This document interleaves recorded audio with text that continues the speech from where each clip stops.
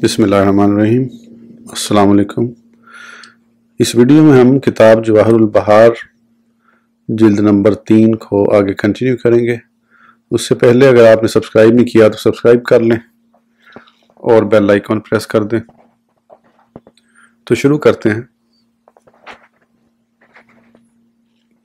अल्लाह ने आपको नाम से नहीं पुकारा।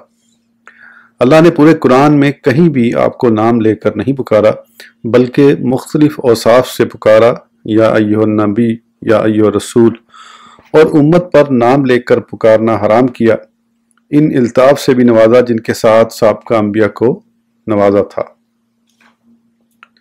आपकी हयात ज़ाहिरा आपकी उम्मत से ऐसी कोई हरकत जाहिर नहीं होने दी जो आपको नागवार हो। बखलाफ दीगर अंबिया के आप खबीबुर रहमान हैं। आप में मोहब्बत और खिलत, रुयत और कलाम दोनों को जमा कर दिया। आपको सिदरतुल मुंतहा के पास हम कलामी से नवाजा और हज़रत मूसा अलैहिस्सलाम को वादी सीना में। आप साहिब क़िबलतैन और साहिब हिजरतैन हैं। ज़ाहिर व बातिन दोनों के हुक्म को जमा कर दिया। 1 माह कबल और 1 माह बाद के सफ़र के ज़रिए रोब से मदद की। जवामिया कलम आपको अता हुए। ज़मीन के ख़जानों की चाबियाँ सुंदस के कपड़े में लपेट कर घोड़े पर दी गई। जुमला इकसाम, वही से आप पर वही का नज़ूल हुआ। इसराफील का उतरना, आपके पास इसराफील आए जबकि पहले किसी नबी के पास नहीं आए। आप में नबूवत और सल्तनत यकजा कर दिए। आपकी खसूसियात में से है कि आपको नबूवत और रिसालत के साथ सल्तनत से भी नवाजा। आप अमूर खमसा के आलिम हैं। आपको हर चीज़ का इल्म दिया गया, यहाँ तक कि रूह और 5 अमूर का भी, जिनका इस आयत में जिक्र है। इन्नल्लाह इंदहु इल्मुस्साअत, बेशक अल्लाह ही के पास है क़यामत का ज़ाती इल्म। दज्जाल के हालात से भी वाकिफ़ हैं जबकि उसका पहले किसी नबी को भी इल्म नहीं। अल्लाह ताला ने आपसे हयात ज़ाहिरा ही में मग़फ़िरत का वादा फरमाया। अल्लाह ताला फरमाता है, लियग़फ़िरा लकल्लाहु मा तक़द्दमा मिन ज़ंबिका व मा तअख़्ख़र, ताकि अल्लाह ताला आपके सबब और वसीले से आपके अगलों और पिछलों के गुनाह माफ़ फरमाए। इब्ने अब्बास रज़ियल्लाहु अन्हुमा फरमाते हैं कि तमाम मखलूक में से हज़रत सरवर आलम सल्लल्लाहु अलैहि वसल्लम के अलावा कोई भी हकीकी ईमान नहीं लाया। आज़ान, खुतबा और तशहुद, कोई भी ऐसा मुकाम नहीं जहाँ अल्लाह ने आपके ज़िक्र को अपने ज़िक्र के साथ मिलाया है। तमाम उम्मत को आप पर पेश किया, बल्कि क़यामत तक जो कुछ होने वाला है सबसे आगाह कर दिया। नीज़ साबिक़ा उम्मतों के हालात से भी मतला कर दिया। जैसे आदम अलैहिस्सलाम कुल अशिया के इस्मा तालीम दिए गए। आप तमाम कायनात के सरदार और सबसे ज़्यादा अल्लाह ताला के मोहतरम व मुकर्रम तमाम मुरसलीन और मलाइका मुकर्रबीन से अफजल हैं। आप कायनात के राहबर हैं। आपको 4 वज़ीर दिए गए, 2 आसमान पर जिब्राइल व मीकाईल और 2 ज़मीन पर हज़रत अबू बकर सिद्दीक़ और उमर फ़ारूक रज़ियल्लाहु अन्हा। असहाब से 14 नजीब अता हुए। दीगर अंबिया को साथ मिले। आपका साथी शैतान मुसलमान हो गया। आपकी अज़वाज व बिनात आपकी मददगार और तमाम औरतों से अफजल हैं। अज़वाज मुतहरात के नेक अमाल पर दुगना सवाब और गुनाह पर 2 गुना अताब है। आपके असहाब अंबिया के सिवा तमाम मखलूक से बरतर हैं, जिनकी तादाद अंबिया के तकरीबन बराबर है, और तमाम के तमाम आदिल, मुज्तहिद और मुसैब हैं। इसीलिए फरमाया, तर्जुमा, मेरे असहाब सितारों की मानिंद हैं, जिसकी भी इक्तदा करोगे हिदायत पाओगे। एक दिन के लिए आप पर मक्का शहर हलाल हुआ, मदीना शहर की हुर्मत फरमाई और उसको अजाब से अमन देने वाली और उसकी गिरदो गुबार, मर्ज, जज़ाम से शिफा वाली करार दिया। आपके बारे में कब्र में मैयत से सवाल होता है। मलकुल मौत आपके पास इजाज़त लेकर आया। मलकुल मौत आपसे इजाज़त लेकर आना के पहले किसी नबी के पास इजाज़त लेकर नहीं आया। अज़वाज मुतहरात से निकाह आपके बाद उम्मत पर हराम करार दे दिया, और ऐसी ही कनीज़ भी जिससे आपने मुबाशरत की हो। कब्र अनवर काबे से अफजल है। ज़मीन का वो हिस्सा जिसमें आप दफन हैं वो काबा और अर्श से अफजल है। आपकी कसम उठाना जायज़ है। अल्लाह पर आपकी कसम उठाना भी जायज़ है और किसी दूसरे के लिए जायज़ नहीं। आपकी शर्मगाह पर किसी की नज़र नहीं पड़ी, अगर पड़ जाती तो बिनाई सल्ब हो जाती।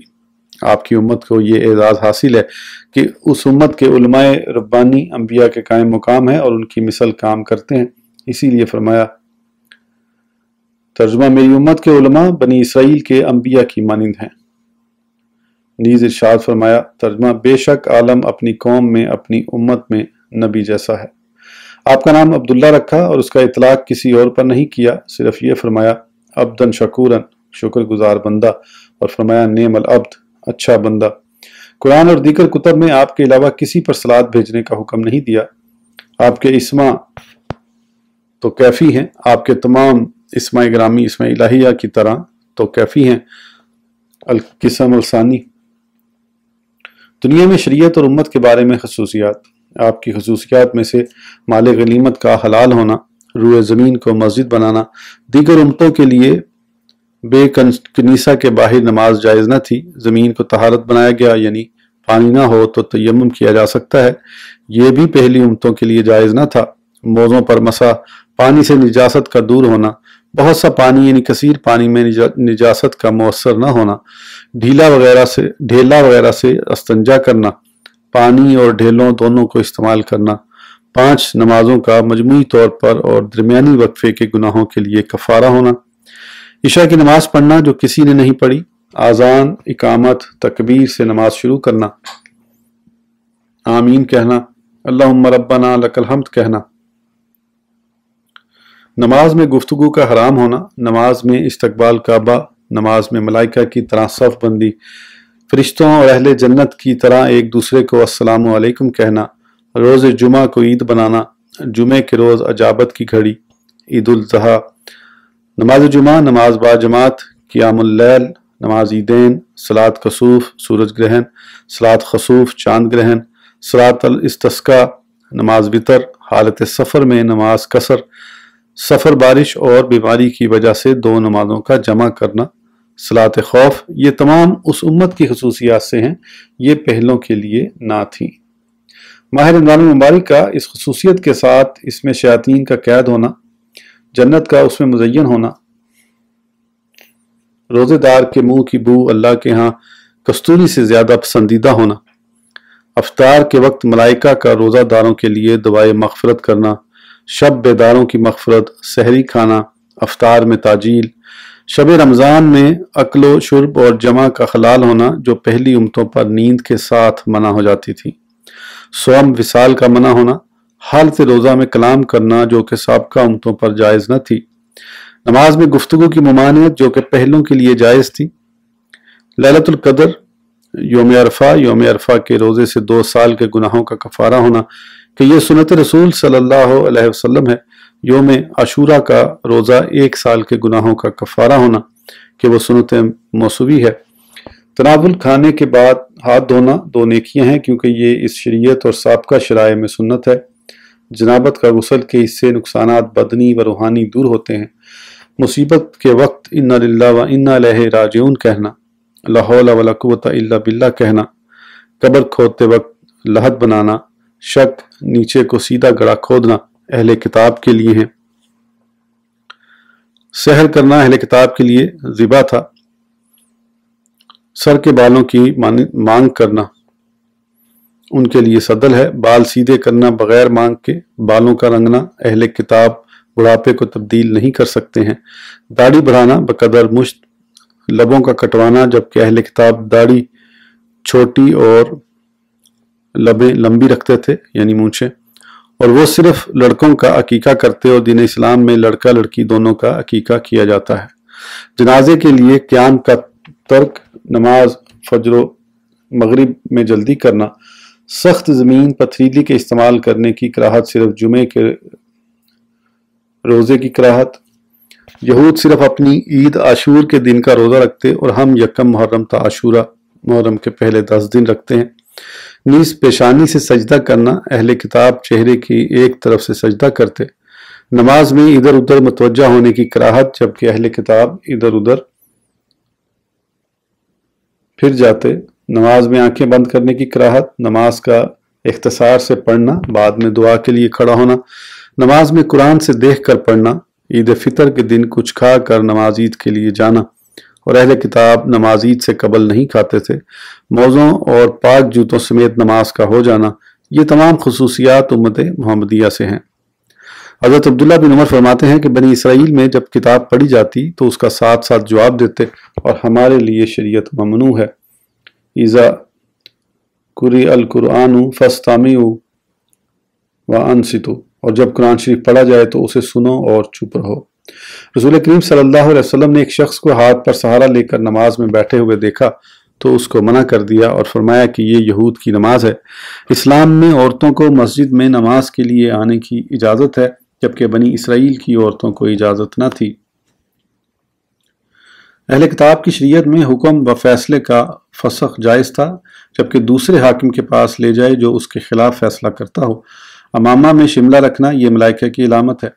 وسط میں تہبند باندھنا، صدل کی کراہت، سبز و ستار باندھنا، ایک ہی قمیص پر پیٹی باندھنا، قمری مہینے کا اجرا، وقف، موت کے وقت تہائی حصے تک مال کی وصیت، جنازہ اٹھا کر تیز تیز چلنا۔ آپ کی امت تمام امتوں سے افضل و برتر اور سب کے آخر میں آئی ہے۔ ان کے ہاں پہلی امتوں کی رسوائی و ذلت کا ذکر ہوتا ہے، لیکن اس امت کی ذلت و رسوائی کا ذکر کسی کے پاس نہیں ہوا۔ ان کے لیے دو نام مومن، مسلم اللہ تعالیٰ نے اپنے نام سے مشتق کیے۔